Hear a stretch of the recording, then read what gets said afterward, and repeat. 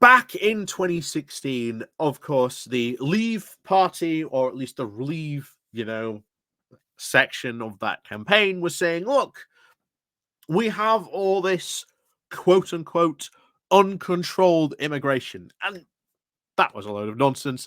It was absolutely controlled. The idea that we didn't know who was coming in, absolute nonsense. We knew exactly who was coming in, who was going out. But this was used, of course, on the back of the 2015 sort of big sort of migration panic, of course, very much because of the civil war in Syria. People were fleeing that. And a lot of them headed to Europe as a response to that. And here's the thing. As I said to it at the time, and I have said to it before, we have had migration crises throughout not only recent time, but throughout history. One of the most recent ones in my lifetime that I remember was, of course, from Bosnia and Serbia, because of what was going on there in the early 90s. There was a lot of migration from those people there because they were going so that they could be safe. What happened when that finished? Because a lot of people never tell you about the aftermath of these things. After that aftermath, over 99% of refugees who came to the UK after the Kosovo crisis, after everything had calmed down, they returned home. People on the right never tell you this. But now, of course, we've got a new crisis. We've got, people from Afghanistan who worked with British forces, and yet now these right-wing idiots are treating these people as if they have no right to be here. They helped us and helped our forces throughout all of all the time we were in Afghanistan. And the idea that now you don't want to help those people, save those people, because sending them back could be a nightmare. There's a big furore happening at the moment in Pakistan because a lot of people who knew that they couldn't get out through Afghanistan went over to Pakistan. And what did the British government do? Told them to wait in Pakistan. And they have been waiting. And now their visas are up, and the Pakistan government is going to send them right back into the waiting arms of the Taliban. If that happens, that is a huge, colossal stain on Britain. And it is something we should have to bear because our government has not been, good enough to be able to do it. Why are we having these crises? Why are we having such problems with immigration at the moment? Well, it's austerity. Austerity stripped the Home Office, stripped the immigration officers, stripped the court systems to their bone. And they expected the immigration system to just be fine. But no, eventually the system broke down. And that's what's happened. It has been a breakdown in the system. If you do not have a functioning system, then you get problems like this. And of course, the UK government, oh my word, it's all these illegals coming over here. We've covered this before. About 90% of people who come over, be it on the airlines, because that's the way they mainly come over, or even on these small boats, have a legitimate right to be here, to claim asylum, to come over as an immigrant. It's perfectly fine. But not according to the right wing. They have massive problems on this. And of course, we recently have seen the new numbers that in 2022, the immigration numbers have soared. And of course, the Tories promised that they were going to tackle it. Not only that, but Brexit was going to be the answer to this, that this was it, that now we've done Brexit, it's all going to be done and solved. So today, we're going to be taking a look across the pond to the New York Times, having a look at this and saying, hey, you promised all this during Brexit and all these Tory promises you made over the past couple of years. Well, that's highly embarrassing, isn't it? So, as always, thank you very much to all those people who do help and support the channel. Like I say, there are links down below to the Patreon page, the one-off donation link called Buy Me Coffee, where you can buy me coffee. There is the Patreon page as well, the YouTube thank you button, the Pony Club, all that stuff down below. Thank you very much to everyone who does help and support the channel. So over we go to have a look at the New York Times. For this, the UK sets an immigration record that the Tories could do without. Net, and again, this is the point, net legal migration into Britain climbed almost 750,000 people in 2022. And these official statistics shown on Thursday a new and unwelcome reality for the country's governing Conservative Party after it promised to use its post-Brexit powers to curb the number of arrivals. These figures were a fresh setback for the Prime Minister Rishi Sunak, prompting anger from within his party, as he also tries to struggles to stop asylum seekers arriving in small boats on the British coasts, and trying to revive a slumbering economy and a deal with the dismal polling numbers. Here's the thing. They were like, oh, dealing with immigration, being hard on immigration, that will show that we're good. If you have a functioning system, if you have a way and a system that is well funded and able to do it, as we've said, if you want to stop the small boats, set up safe routes, stops them overnight, fund the asylum system, fund the court system, refund the Home Office for this sector. As long as the Conservatives do not do that, you will have an absolute mess of an asylum system and people waiting years for their claims to be processed. Just to show you how the difference it changed, I think under the last Labour government, it was like 6 to 12 months an asylum seeker was waiting. They're now waiting, I think, years, at least 4 to 5. And I think it might even be longer than that. But this is because they have become obsessed with this idea of immigration. I will tell you now, and I always say this, immigration is not an issue. It is an absolute non-issue in this country. It really, really is. It's a complete non-issue. But people on the right love to whip up the fear of immigrants, love to whip up all these things that apparently immigrations is all the problem for. It's not. It has been the fault of, first of all, the 2008 financial crash, and then austerity. And here's the thing, asylum seekers and immigrants aren't coming to steal your jobs. There is more than enough jobs in the UK to go around. The problem is, in some areas, there has not been the investment for, these new jobs to come. As we said before, we talked about the North and the big problems about that we just talked about this week. Everything that is the problem at the moment is the direct result of 13 years of Tory rule. But it continues. So in every election since 1992, we have promised to reduce migration, Neil O'Brien, a Conservative lawmaker and Brexit supporter, said on social media. Adding to Thursday's extraordinary numbers, this means that the Prime Minister must now take immediate and massive action.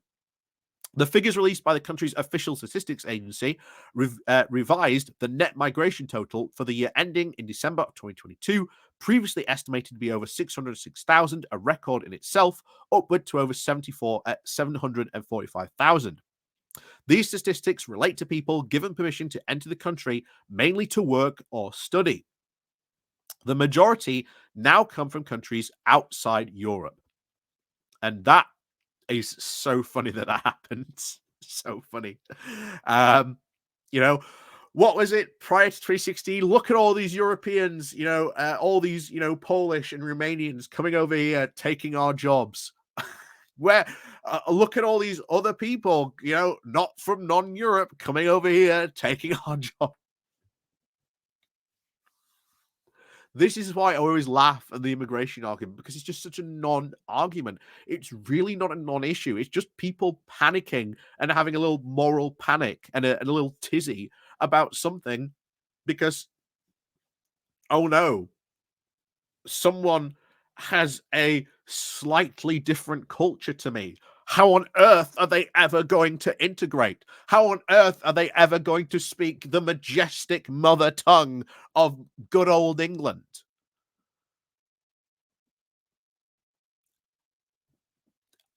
I keep on saying it. The immigration argument, so ridiculous. Because there are ways to help solve it. There are ways to help do it, but you have to fund the system. And of course, we've had a government that has gone, we're going to do this. Super hard right idea. Hasn't worked. Should we maybe rethink this? Should we maybe look at new ideas? No, we've got to double down again. Double down, double down, double down. Every single time. And we are now at the point where we're like, well, we're going to try and send people to Rwanda because that's the double down point we are at. And it's absolutely ridiculous.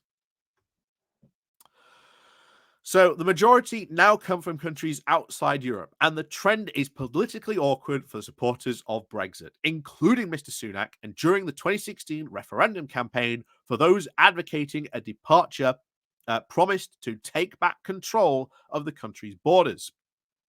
But far from immigration falling, as many had expected, the number of people arriving in the country legally, and I want to point that out, legally, because we have a massive, massive legal influx of people every year, and legally is the case.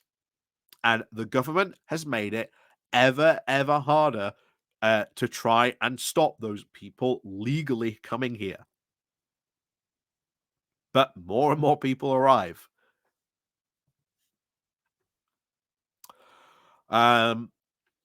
So more and more people arriving in the country legally as more than doubled now since Brexit, even as Britons have lost their automatic right to live and work elsewhere in Europe. No longer to be able to recruit freely from their near neighbors, British employers have had to look further afield, including Asia, Africa, and the Middle East, to try and fill gaps in the labor market, which had emerged in areas such as healthcare, hospitality, and as the coronavirus pandemic has receded. There is now also been a big rise in the number of overseas students from outside Europe as well. These net migration figures have been further inflated by admission of people through humanitarian routes, including those fleeing Ukraine and Hong Kong. Some of those increases are likely to be temporary, but the rise has now stirred tensions in the Conservative Party, which promised when it took power 13 years ago to limit net migration to the tens of thousands of people a year. Conservative lawmaker Julian Gillis told the Times Radio that the rise was, quote, completely unacceptable and that it will be unacceptable as well to the majority of the British people. Wait, why is it unacceptable? Why is it unacceptable that these people are legally coming here? Because this is the difference between immigration debates, especially when you look at America. America always talks about, oh, we've got all these illegals. And it's illegal immigration in America. In the UK, they don't add oh, it's legal immigration. They just say, oh, it's immigration. Because there is barely any illegal immigration in the UK. It's all legal immigration. So they never use the suffix of when they're talking about immigration, is it legal or is it illegal? It's legal immigration that we have seen. It is legal immigrants that make up the vast majority of these numbers. And yet, panic mode. Again, it's not an issue. There's far more important issues to be dealt with here in the UK. than immigration. It's really not an issue. It's really, really not. Um, so he called on the Prime Minister and the Home Secretary to, quote, take drastic action now, as well as, quote, stopping the boats. Although a highly visible symbol of Britain's inability to control its frontiers, the number of people arriving on small boats is just a fraction of the number arriving legally. Last year's total amounted to over 46,000. It's nothing. 46,000 people in the grand scheme of things is absolutely nothing. But oh no, panic. We're being invaded. Oh no.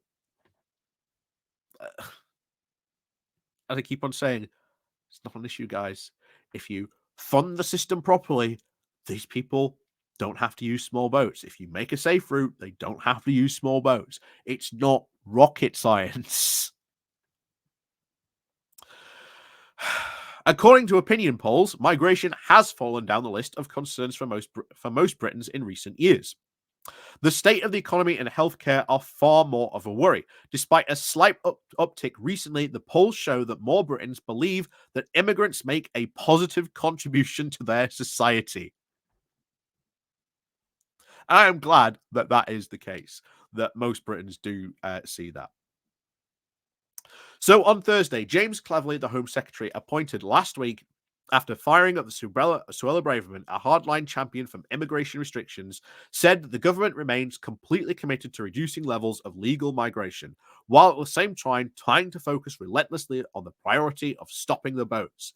She also echoed with what many economists have pointed out, that Britain relies on migrant workers in many sectors, particularly health and social care. Why? Because we need migrant labor. Even if um, Jeremy Hunt got his wish and every single person on benefits went back to work, there would still be a massive amount of vacancies. Like it or not, we need migrant labor. That's the reality. And unfortunately, it is a reality that UK politicians have not really explained to the British voters as to why all this is going on. So, the biggest drivers of immigration to the UK are students and healthcare workers, Mr. Cleverly said, adding that this was a testament to both our world leading university sector and our ability to use our immigration system to prioritize the skills we need. But the thing is, even though you've got immigrants coming over here and helping to support things like NHS, care homes, because we have an ever aging, rapidly aging population. Um, you know, you need to refill those numbers with migrants coming in to be working, to paying taxes, so that people can go into those old age homes. It's just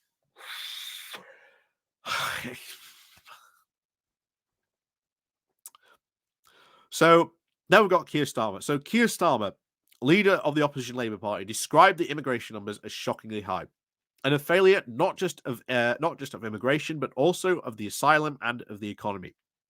Provisional figures ending in June of 2023 showed a slight decline from the recent peak of around 968,000 non-European arrivals and 129,000 from the 27 European Union, around over 84,000 Britons returning. Slightly more than 500,000 people emigrated during the same period, leaving a net migration total of over 672,000. Though this too is a subject for revision. Earlier this year, Sunak said that these numbers were just, quote, too high, and it is simple as that. And he's wanted to bring them down. But with labour shortages hampering the economy, trying to grow, he faces pressure from employers, including healthcare and hospitality, who have now pressed for visas to try and recruit foreign workers. In the year leading up to July, the top 5 non-European nationalities and immigration flows into Britain were from India, Nigeria, Chinese, Pakistan, Ukrainian. And these underscored the striking change in the profile of migration since Brexit, a reduction in the flow of people from continental Europe. To try and push the numbers down, the government either said earlier this year that it would try and prevent the majority of international students from bringing family members into the country. The government says that the impact of those changes have yet to, quote, be felt, but migration has become an increasingly sensitive issue in recent months, in part because the government chose to try and make it stop the boats one of its key pledges. This goal it has proved unable to meet. We always said it would.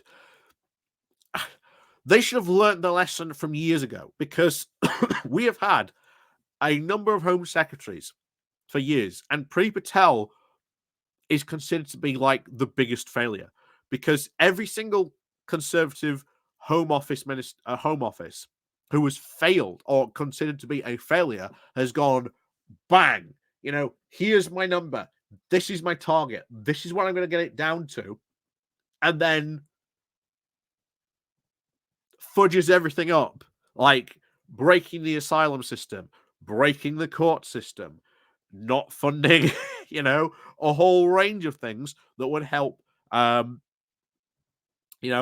people, people who immigrate here.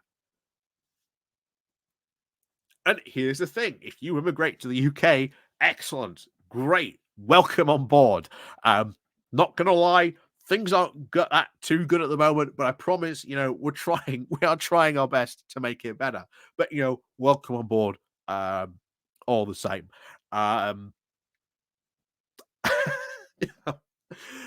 like I say, immigration just is not an issue. It is just a fear that has been put into the minds by people like Nigel Farage, stoking racial tensions, stoking cultural tensions, whatever you want, because oh no, I'm terrified of immigrant. Oh no. As I said, it's immigration has always and always has been a complete non-issue. The idea that it is an issue, it's not. As long as you have a functioning system, which we don't because of austerity, it's a problem of their own mess, shall we say. And of course, last week, Britain's Supreme Court rejected the government plan to deport asylum seekers to Rwanda for processing, where they would live even if they were granted asylum, saying that it would, quote, breach domestic and international human rights law. Mr. Sunak has since promised a, quote, new agreement with Rwanda and a new emergency legislation to override the court. I'm sure that will also be challenged as well. But he is now trying to override his own UK Supreme Court. It was so funny. Many of these Conservatives, when that decision came out, many of these Conservatives were like, oh my God, hey, this is just another example of why we should leave the European Court. Well, hold on, guys. That decision was brought down by the UK Supreme Court. Are we going to have to get rid of the UK Supreme Court now because they've ruled against immigration? They've ruled against your Rwanda plan, and we still don't know the details of what this new fantastic Supreme Court busting, Rwanda plan's going to be. But I highly suspect it's probably not going to materialize anytime soon because, well, times are ticking. There's rumors on the board of a potential, spring summer election next year. So, you got to get writing. You got to get writing whatever this, wonderful, quote, new Rwanda plan is. And not only that, what about all the cash that we chucked over to Rwanda in the first place? And in the original agreement as well, we said we'd take asylum seekers from Rwanda. People don't mention that, but that is in the agreement. And there is a couple of videos of people confronting Priti Patel, Boris Johnson, Rishi Sunak, Suella Braverman, expressly saying, hey, by the way, it says we have to take asylum seekers from Rwanda. What are those numbers going to be? So, oh, no, that's not in the bill. That's not in the bill. But no, it's right here. I have it right here. It is, paragraph this, section this. It's right here. Like, oh, no, that doesn't exist at all.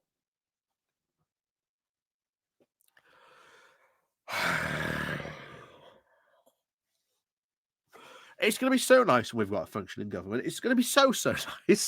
It's going to be a bit boring, but I'll tell you what, it will just be so nice to have a functioning government. Just, you know, please, Odin, give me a functioning government. um, but yes, that is it. Our continuing little crisis, and of course, the Brexiteers going to be having a fit and field day, no doubt, this weekend over this. I wouldn't be surprised if there's some nonsense already being written in Conservative Home that we'll probably be covering later as well. So, as always, stay tuned for that. Remember to click the like and share button on your way out, and of course, as always, we'll see you all next time.